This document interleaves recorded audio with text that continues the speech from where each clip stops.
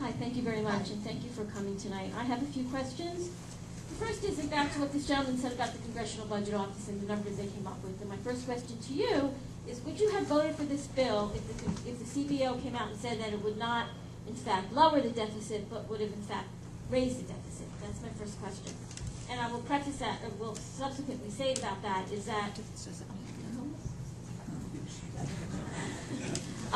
Nancy Pelosi came out and pretty much said on TV that they will be passing a permanent fix to this doctor fix. And if people don't know what that is, that means that every year there was a 21% cut in physician payments for Medicare, and every year they would vote at the last minute to rescind it. And she said on TV that they were going to push a bill in to permanently forget that, which I agree with as a physician.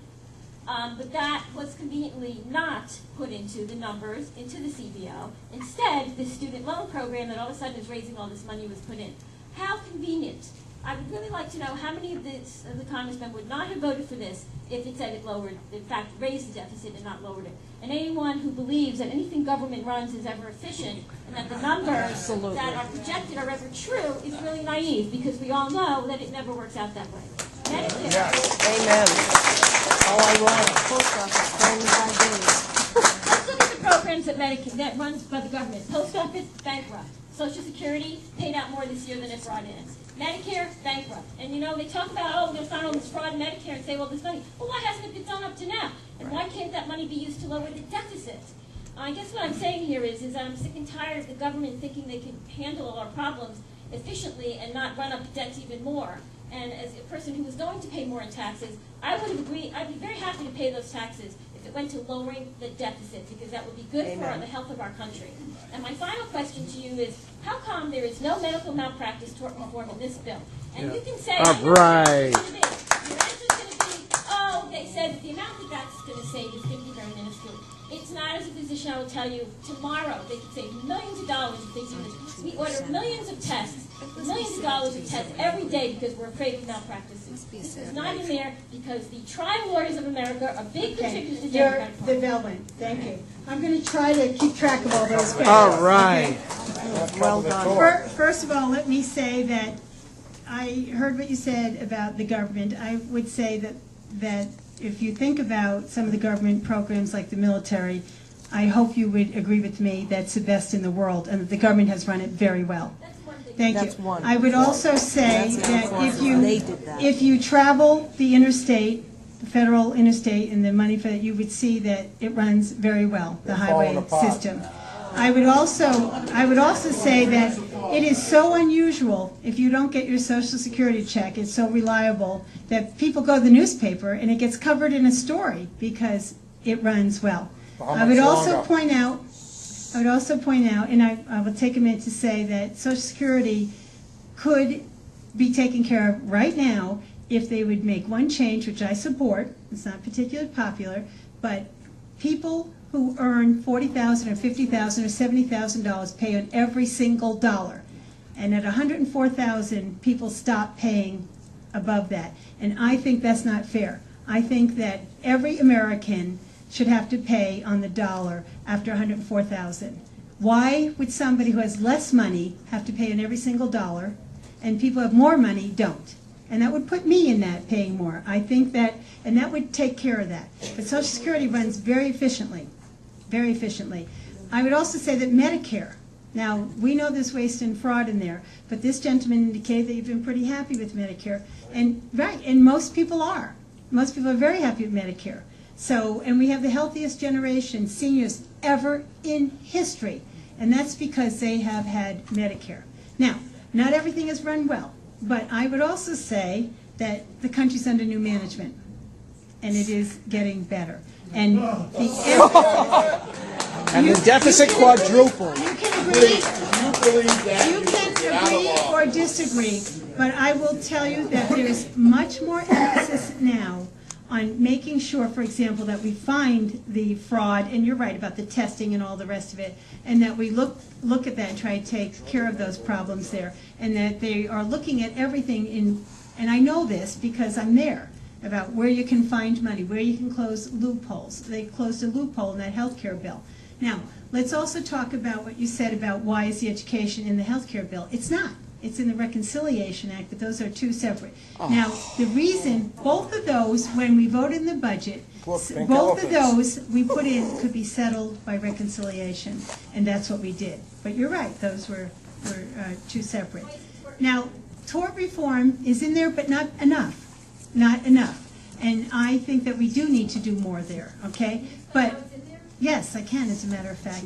What they're doing is they're giving money to the states right now, grants the states to study the problems there and to come back. And I think we can do more. Well, you know, you laugh, but I have to tell you something. There was a time, just a few years ago, when there was a totally different group of people there and nothing was done. So I don't think Blame Bush. I don't. Let's go forward. You can say whatever you want. You can say let's go forward, let's not go backwards. But these are long-standing problems. Is the reason that I brought that up. These are long-standing problems that have not been addressed, and we are looking at them now. And there's other things in there. And I know that you know about some of the efforts. The I'm sorry part, for example, where they don't have to actually go into court. There's another way before they get into litigation. So all these things are looked at. Now I want to talk about the budget and the deficit and the debt. All of us should worry about this. I have said for years that owing money to China is like a parent owing money to a kid. It's pretty hard to take the moral high road and tell a kid what to do after you just asked him for his allowance. So this is a problem, and it's a problem that we all face. But, and again, you can hoot and you can holler right now, but the reality is that there was once a budget surplus. Then there was the largest deficit in history. Obama. And we've had, when we came in. When the previous president left the largest deficit, 2 wars that were not on the budget. Now, you know, you don't have to make up this stuff. I mean, this is real. 2 wars that weren't on the budget, and Medicare Part D that was not in the budget. Then, when we came in, the economy was on life support. So we did borrow money for art. Now, there was the TARP, which I voted against 3 times, but I did vote for the American Recovery and Reinvestment Act, which, by the way, the National Chamber of Commerce supported, okay, because we were in a tough situation there and needed to create jobs. 1/3 was for the largest tax cut in history.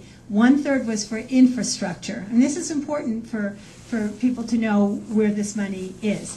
Now, I believe that we need to address this as a nation, but it's interesting to me about how and when we do it. For example, we just had another disaster declaration for the state of New Hampshire. Now, we had to do it. We had to ask for federal help. We have had floods, and we've had a lot of damage, and small businesses have been impacted, and homes, and we're having terrible problems. You ask communities that have dealt with the problems from the rain and the tornado and all the things that have happened. So we've had a series of natural disasters, and we go to the federal government and we ask for help. So that is part of the deal when everybody puts in together, and then when different areas have problems.